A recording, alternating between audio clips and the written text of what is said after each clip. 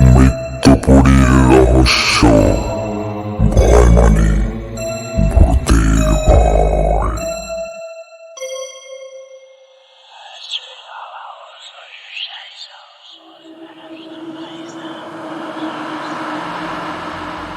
আধুনিক প্রযুক্তির যুগে মানবজাতি প্রায় সব অজানা ও অতিপ্রাকৃতিক ঘটনার বৈজ্ঞানিক ব্যাখ্যা খুঁজে পেতে সমর্থ হয়েছে, কিন্তু এখনো মাঝে মধ্যে এমন কিছু ঘটনা ঘটে যায় যার যুক্তিযুক্ত ব্যাখ্যা সম্ভব নয়।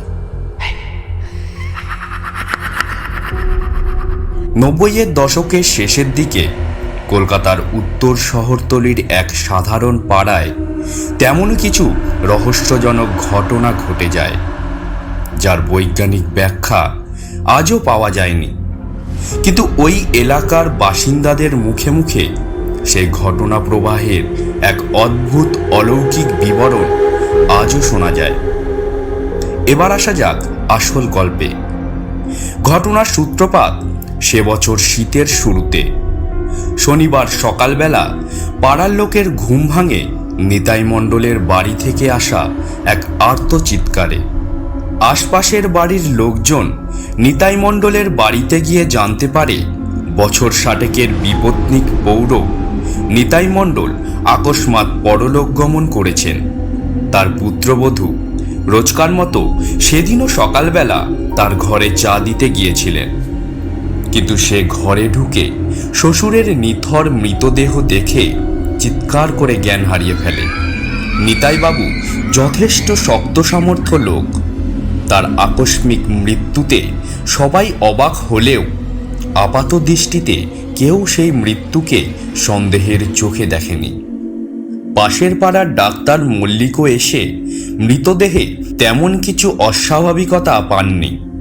শুধুমাত্র নিতাইবাবুর বিস্ফারিত স্থির চোখ জোড়া দেখে ডাক্তার মল্লিক কিছুটা অস্বাভাবিক বোধ করলেও সেটাকে তেমন আমল দেন না, বরং হার্ট ফেলিওরের ফলেই নিতাই মণ্ডলের মৃত্যু হয়েছে বলে জানান।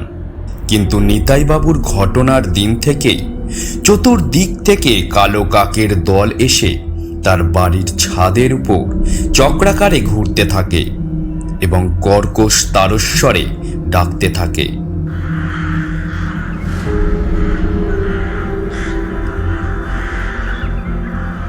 এছাড়াও সেই বাড়ির আশেপাশের থেকে চাপা স্পষ্ট ভোটকা গন্ধ আসতে শুরু করে, যেন অদৃশ্য কোনো চরম অশুভ বাতাস বাড়িটাকে ঘিরে রয়েছে।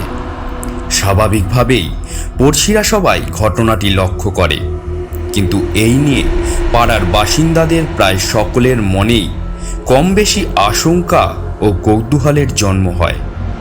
কিন্তু অদ্ভুতভাবে পরের দিন সকাল হতেই সেই বোটকা গন্ধ আর কাক কোনোটাই থাকে না। এভাবে কিছুদিন কেটে যায়, সবাই নিজেদের রোজনামচায় ব্যস্ত হয়ে পড়ে, কিন্তু আবার এক মৃত্যুতে সব কিছু স্তব্ধ হয়ে যায়। দাসবাড়ির চাকর বালুকে তার ঘর থেকে মৃত অবস্থায় পাওয়া যায় এবং মৃত্যুর ধরন সেই নিতাইবাবুর মতন। এই ক্ষেত্রেও মৃতের চোখ বিস্ফারিত এবং খোলা, যেন মরার আগেই নিজের মৃত্যুকে চোখের সামনে এগিয়ে আসতে দেখেছিল।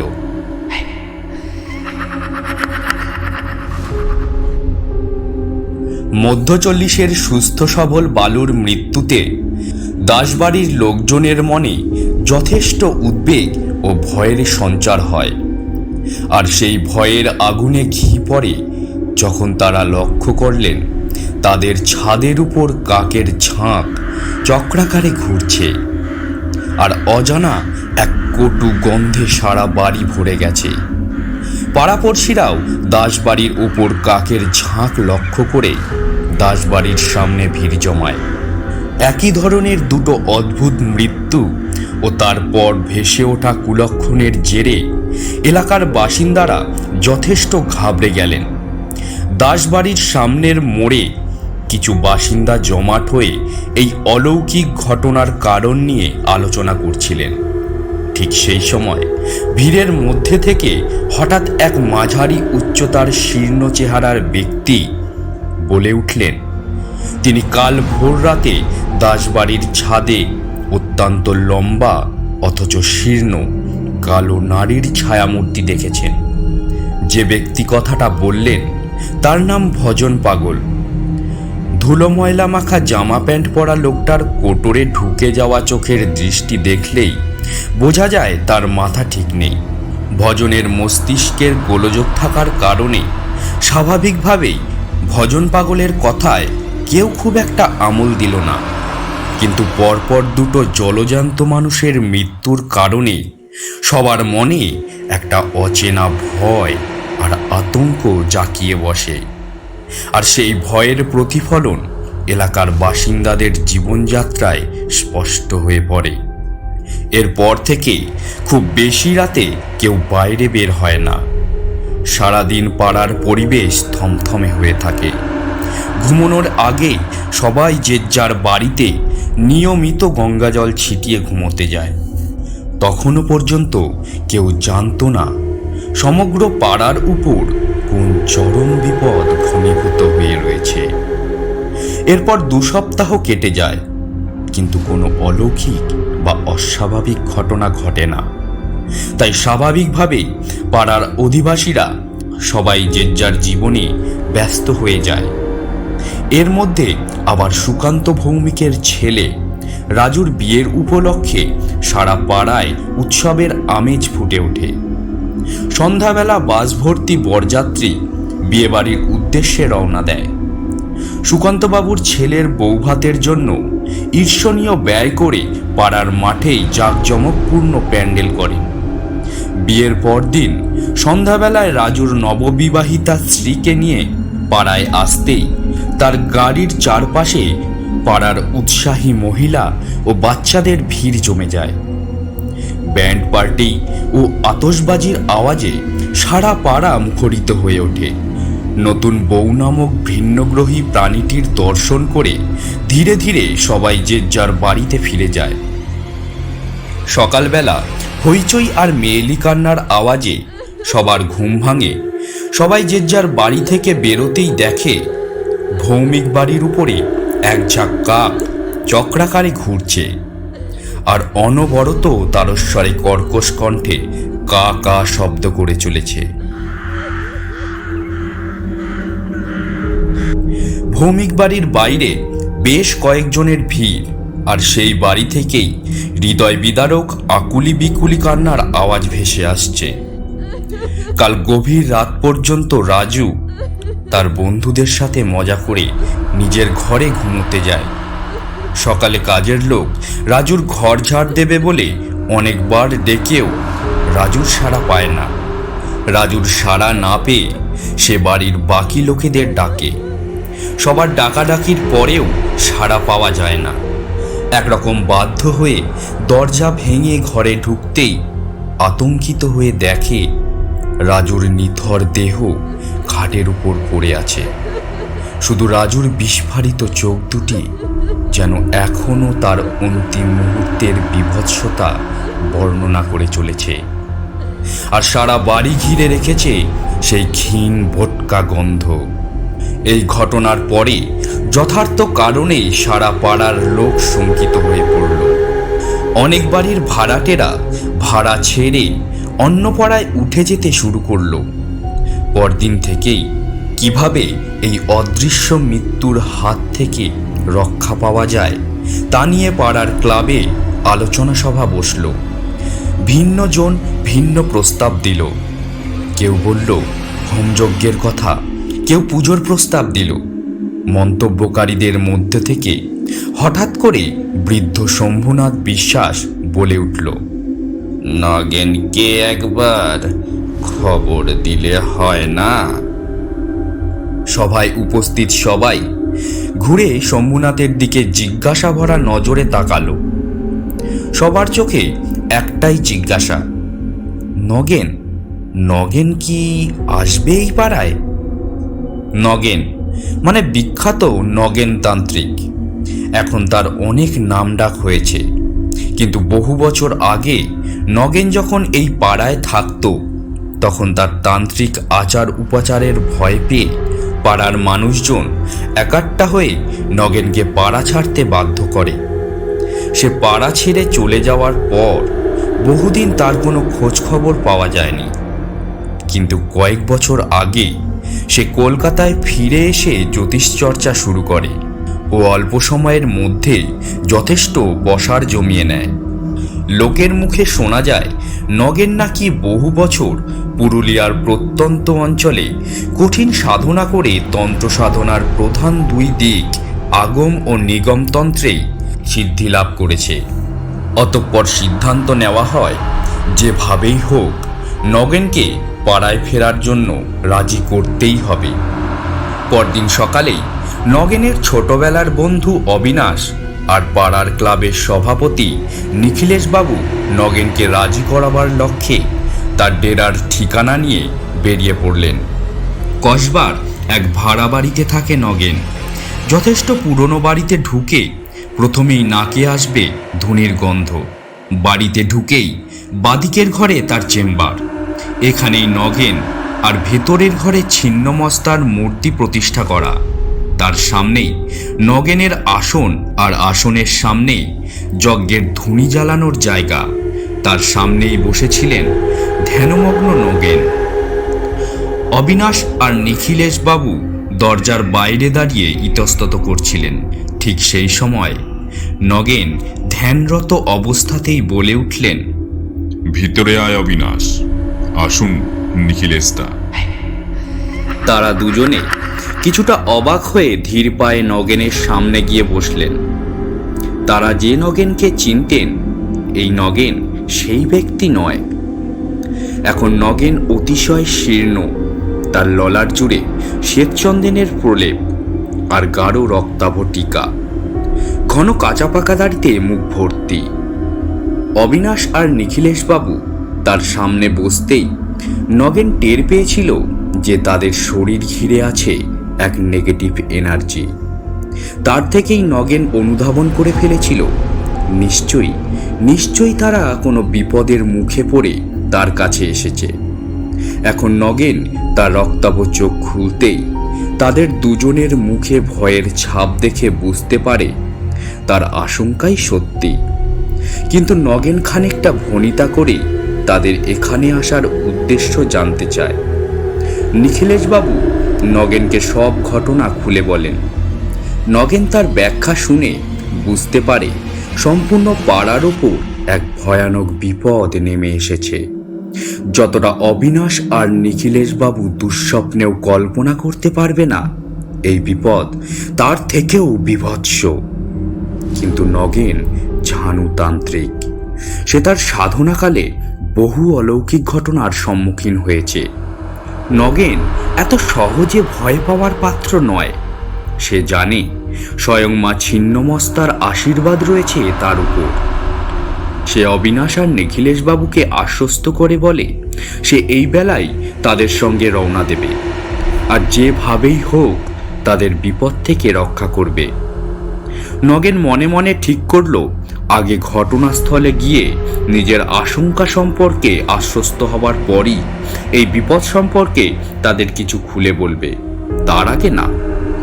দুপুরবেলা নগেনের বাড়ি খাওয়া দাওয়া সেরে তিনজন রওনা দিলেন। বাড়ির বাইরে এসেই নগেন বিড়বিড় করে কি একটা বলে শূন্যে হাত বাড়িয়ে দিল। সঙ্গে সঙ্গে সামনে শিমুল গাছ থেকে একটা কুচকুচে কালো দাঁড় কাক উড়ে এসে নগেনের কাঁধে বসল। এই ঘটনায় অপর দুজন ভ্যাবাচাকা খেয়ে যাওয়ায় নরেন বলল এটা তার পোষা কাক, এই কাকও তার সাথে যাবে। কিন্তু নগেনের কাঁধের এই কাক কোনো সাধারণ কাক নয়, এ হলো নগেনের বশ করা বেতাল। নগেন আর এই মুহূর্তে খোলসা করে এত কিছু তাদের বলার প্রয়োজন মনে করল না। পাড়ায় আস্তে আস্তে তাদের বিকেল হয়ে গেল। ডুবন্ত সূর্য ক্রমশ দিগন্তের দিকে এগিয়ে চলেছে। পাড়ায় পা রাখতেই নগেনের নাকে এক অদ্ভুত বোটকা গন্ধ এলো। আর তৎক্ষণাৎ সে তার ষষ্ঠ ইন্দ্রিয়ের মাধ্যমে বুঝতে পারল সারা পাড়া জুড়ে শক্তিশালী ঋণাত্মক শক্তির আবরণ ছেয়ে আছে। তার প্রতিপক্ষ যে তার থেকে শক্তিশালী তা বুঝে নিতে নগেনের অসুবিধা হলো না। বরং সে মনে মনে লড়াইয়ের জন্য প্রস্তুতি নিতে শুরু করে দিল। দেরি না করে সে মন্ত্র পড়ে তার বশীভূত কাকরূপী বেতালকে আদেশ দিল এবং বেতালও আদেশ মতো কাজ করার উদ্দেশ্যে উড়ে গেল। নগেনের কার্যকলাপ দেখে অবিনাশ আর নিখিলেশ বাবু অবাক হয়ে তাকিয়ে রইল। নগেন সেটা বুঝতে পেরে বলল, ওকে একটা বিশেষ কাজে পাঠালাম, এখন চলো একবার পাড়াটা ঘুরে দেখি। প্রায় 20 বছর পর এলাম। পুকুরঘাট, মাঠ, দুর্গামণ্ডপ, বটগাছের তলা দেখতে দেখতে নগেন আর অবিনাশ ফিরে যায় তাদের সোনালী ছেলেবেলায়। নগেন হঠাৎ করে বলে উঠল, সব কত বদলে গেছে, সবকিছু সম্পূর্ণ অচেনা ঠেকছে রে। অবিনাশ নগেনের কাঁধে হাত দিয়ে বলল, তুইও তো বদলেই গেছিস, কিন্তু ভেতরে এখনো পুরনো নগেন আছে বোধহয়। তেমনি পাড়াটাও দেখতে বদলে গেছে রে, কিন্তু ভেতর সব আগের মতোই আছে রে। নিখিলেশ বাবু দুই বন্ধুর আলোচনা ভঙ্গ করে দিয়ে বলল, শোনো, আজকে সন্ধ্যায় ক্লাবে মিটিং আছে। অবিনাশ, তুই নগেনকে নিয়ে চলে আসবি। সেখানেই নগেন সবার সামনে সবকিছু পরিষ্কার করে বলবে। আর নগেন, তুমি এই কয়েকদিন আমার বাড়িতেই থাকবে, কেমন? অবিনাশ নিখিলেশ বাবুকে বলল, না নিখিলেশ দা, নগেন এই পাড়ায় যতদিন পর্যন্ত থাকবে আমার বাড়িতেই থাকবে, এটা আমার অনুরোধ বলতে পারো। শেষ পর্যন্ত তাই ঠিক হলো যে নগেন অবিনাশের বাড়িতেই থাকবে। নগেন আর অবিনাশ বাড়ির দিকে এগিয়ে যেতেই নগেনের কালো কাকটা উড়ে এসে তার কাঁধে বসলো আর কর্কশ কাকা শব্দ করতে লাগলো। আর নগেনও এমন করে মাথা নাড়াতে লাগলো আর চোখ এদিক ওদিক করতে লাগলো যেন সে কাকের কথা বুঝতে পারছে। সবশেষে অবিনাশ দেখল নগেনের কপালে বিন্দু বিন্দু ঘাম জমা হয়েছে এবং তার রক্তবর্ণ চোখ যেন আরো রক্তবর্ণ ধারণ করেছে। নগেনকে এইরূপ অপ্রস্তুত দেখে অবিনাশ নগেনকে বলল, কিরে নগেন, কি হলো?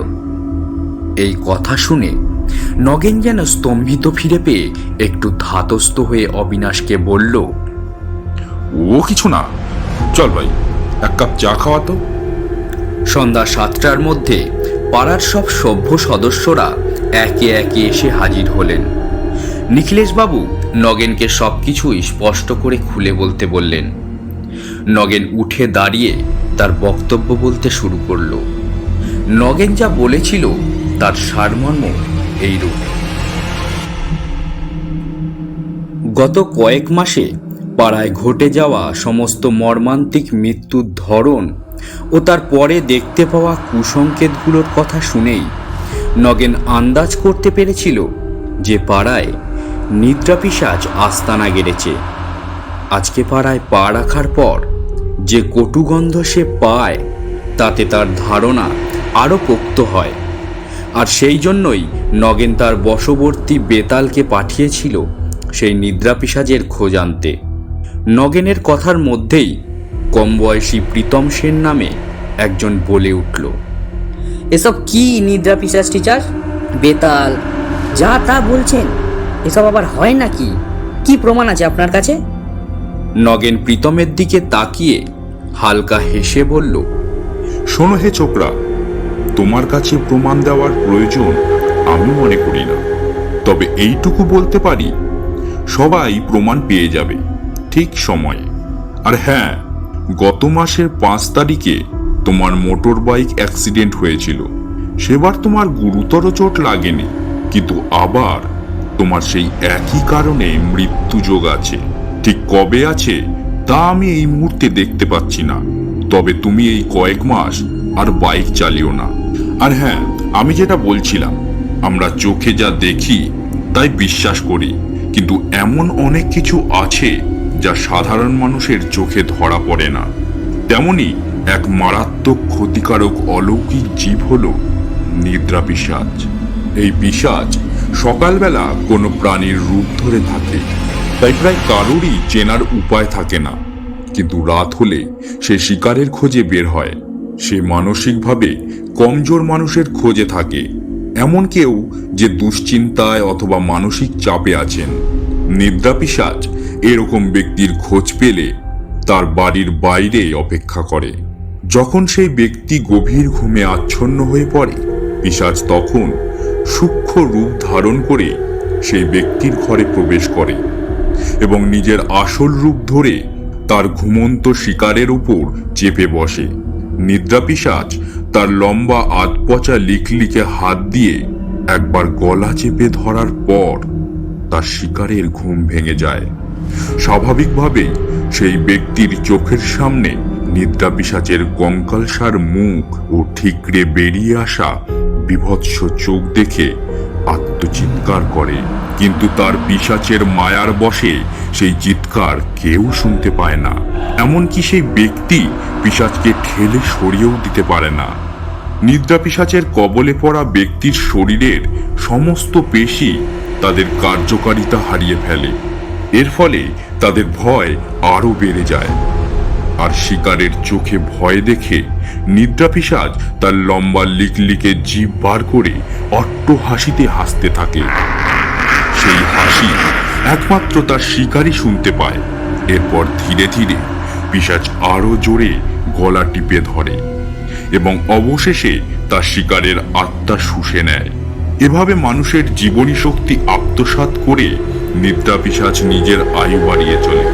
নিদ্রাপিশাচের চলে যাওয়ার পরও সেই বাড়ির আশেপাশে নিদ্রাপিশাচের গায়ের কটু গন্ধ থেকে যায়, আর পিশাচের উপস্থিতি টের পেয়ে কাকের দল বিপদের আশঙ্কায় সেই বাড়ির উপর পাক খেতে থাকে।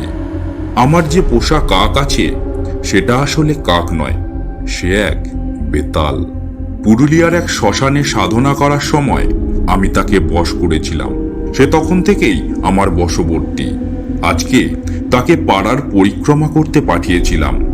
বেতালের মতে পাড়ার পশ্চিম দিকে পলাশ গাছে নিদ্রাপিশাচ আস্তানা গেড়েছে। নগেন থামে এবং লক্ষ্য করে যে ক্লাবঘর নিশ্ছিদ্র নীরবতায় ছেয়ে গেছে এবং উপস্থিত সবার মুখ ফ্যাকাশে। নগেন সবার মনের অবস্থা বুঝতে পারে এবং সবাইকে আশ্বস্ত করে বলে, এই বিপদের মুহূর্তে আমাদের ঘাবড়ে গেলে চলবে না, বরং নিজেদের মনকে শক্ত করুন। কথা দিচ্ছি, যেভাবেই হোক আমি আপনাদের এই বিপদের হাত থেকে রক্ষা করব। নগেনের অভয়ের কথা শুনে উপস্থিত ব্যক্তিরা কিছুটা হলেও আশ্বস্ত হন। অবিনাশ তার বন্ধুর উদ্দেশ্যে প্রশ্ন করে, হ্যাঁ রে নগেন, তুই তো নিদ্রাপিশাচের আস্তানার কথা জেনে গিয়েছিস, তবে আজকেই তাকে তাড়ানো যায় না? নগেন তখন স্মিত হেসে উত্তর দেয়, নিদ্রাপিশাচ সবে মাত্র রাজুর আত্মা আত্মসাৎ করেছে। এই মুহূর্তে সে অনেক বেশি শক্তিশালী। এখন তাকে আঘাত করা বোকামি। আমাকে সঠিক সময়ের অপেক্ষা করতে হবে। তবে এইটুকু বলতে পারি, কয়েকদিনের মধ্যেই পিশাচ আর শিকার করবে না। নগেনের কথা শেষ হতেই ক্লাবের লাইট জ্বলতে ও নিভতে শুরু করে। বন্ধ জানলা দরজা কাঁপতে থাকে, যেন কেউ সজোরে ধাক্কা দিচ্ছে। বাইরে হঠাৎ করে শাঁসা করে বিভৎস জোরে হাওয়া বইতে শুরু করে। সবাই উপস্থিত সকলে ভয়ে ও বিস্ময়ে বাকরুদ্ধ হয়ে যায়, কিন্তু নগেনের বুঝতে বাকি থাকে না নিদ্রাপিশাচ তার উপস্থিতি টের পেয়ে গেছে। তাই সে স্বভাব বিরুদ্ধভাবেই নগেনকে নিজের শক্তি প্রদর্শন করতে উদ্যত হয়েছে। নগেন দেরি না করে সবাইকে ক্লাব ঘরের মাঝখানে নিয়ে এসে সবার এবং নিজের গাত্রবন্ধন করতে শুরু করে। নিজের ডান হাত মাথার উপরে তুলে চারদিকে ঘুরিয়ে ঘুরিয়ে দুর্বোধ্য মন্ত্রপাঠ করতে থাকে।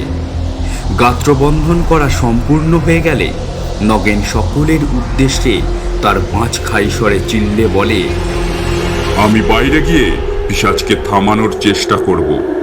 যাই হয়ে যাক, আপনারা কেউ দয়া করে বাইরে আসবেন না। আমি আপনাদের গাত্রবন্ধন করে দিয়েছি। এখানে পিশাচ আপনাদের ছুতেও পারবে না। আবারও বলে যাচ্ছি, যাই হয়ে যাক, কেউ বাইরে বেরোবেন না। এদিকে বাইরে হাওয়ার গতিবেগ ক্রমশ বেড়েই চলেছে। দরজার সামনে পদ্মাসনে বসে নগেন মা ছিন্নমস্তার বীজমন্ত্র জপ করতে থাকে এবং বাইরে বের হয়ে পিশাচের মোকাবিলা করার জন্য প্রয়োজনীয় মানসিক শক্তি সঞ্চয় করতে থাকে। ঠিক সেই মুহূর্তে তার পিছনে গোল হয়ে দাঁড়িয়ে থাকা সদস্যদের মধ্যে বৃদ্ধ শম্ভুনাথ বলে উঠল, বাবা নগেন, বাবা বাবা যাই করিস বাবা সাবধানে করিস। নগেন এক মনে মন্ত্র আওড়াতে থাকে। তার চোখ বন্ধ, মাথার দুপাশের রগ সাপের মতো ফুলে উঠেছে। হঠাৎ হঠাৎ সে চোখ খুলে উঠে দাঁড়ায় এবং বিদ্যুৎ বেগে ক্লাবের বাইরে বেরিয়ে আসে। নগেন বাইরে বেরিয়ে আসার পর ঝোড়ো হাওয়ার গতিবেগ এতটাই বেড়ে যায় যে নগেনকে প্রায় ঠেলে ফেলে দিতে থাকে। তার সাথে নগেন শুনতে পায় নিদ্রা পিশাচের ভয়ঙ্কর হাসি, যা শুনে নিশ্চিত রূপে যে কোনো মানুষের রক্ত হিম হয়ে যেতে বাধ্য। কিন্তু নগেন সাধারণ মানুষ নয়। সে মাটিতে পা জমিয়ে দাঁড়িয়ে থাকে। ধীরে ধীরে সেই ঝড়ের পরিধি কমতে থাকে এবং সেই ঘূর্ণিঝড় চক্রাকারে ঘুরতে ঘুরতে ঘনীভূত হয়ে বিভৎস নিকষ কালো মূর্তিতে পরিণত হয়। নগেনের থেকে 4-5 হাত দূরে দাঁড়িয়ে পিশাচ। বিভৎস সেই পিশাচ সাধারণ মানুষের থেকে কমপক্ষে 1.5 গুণ লম্বা এবং তার কঙ্কালসার শরীর থেকে আধপচা চামড়া ঝুলে আছে। তার শরীর থেকে ভেসে আসা পচা দুর্গন্ধ নগেনের নাকে প্রবেশ করে।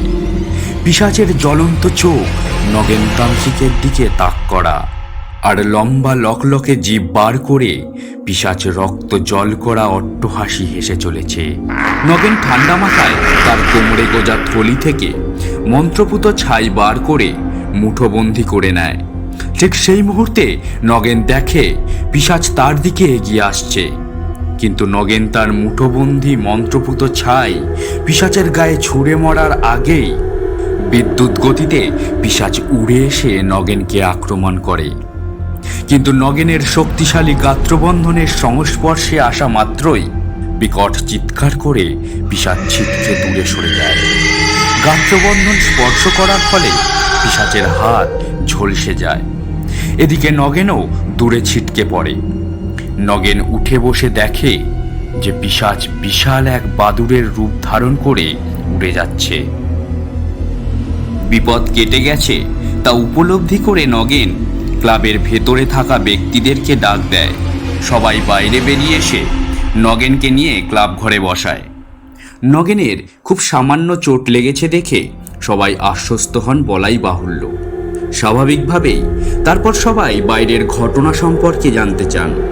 নগেন তার সঙ্গে নিদ্রা পিশাচের সম্মুখ সমরের কথা সবাইকে বলে। তখন অবিনাশ বলে, তার মানে নিদ্রা পিশাচ পাড়া ছেড়ে পালিয়ে গেছে। আমাদের আর ভয় নেই, তাই তো নগেন? নগেন ম্লান হেসে বজ্র কঠিন কণ্ঠে বলে, এই মুহূর্তে সেই কথা বলা সম্ভব নয়, তবে যতদূর আমার মনে হয় নিদ্রা পিশাচ এত সহজে হার মানে না। কিন্তু সে ঘায়েল হয়েছে। এখনই তাকে হারানোর সঠিক সময়। এক মুহূর্ত দেরি করা চলবে না। আজকেই রাত 12টার সময় আমি যজ্ঞে বসব। যজ্ঞের জন্য প্রয়োজনীয় বেশিরভাগ জিনিস আমার কাছে আছে, তবে কিছু সহজলভ্য জিনিস আমার জোগাড় করতে হবে। তারপর তো আমি করে দিচ্ছি। এই কথা শেষ করেই নগেন ক্লাবের বাইরে বেরিয়ে তার ডান হাত শূন্যে ঘুরিয়ে মন্ত্র উচ্চারণ করে তার বশীভূত বেতালকে ডাকে এবং তাকে পিশাচের খোঁজে পাঠিয়ে দেয়। কাকরূপী বেতালও আদেশ মতো পিশাচের খোঁজে উড়ে যায়। পরিকল্পনা অনুযায়ী রাত 12টার সময় পুরনো বটগাছের তলায় যজ্ঞে বসে নগেন।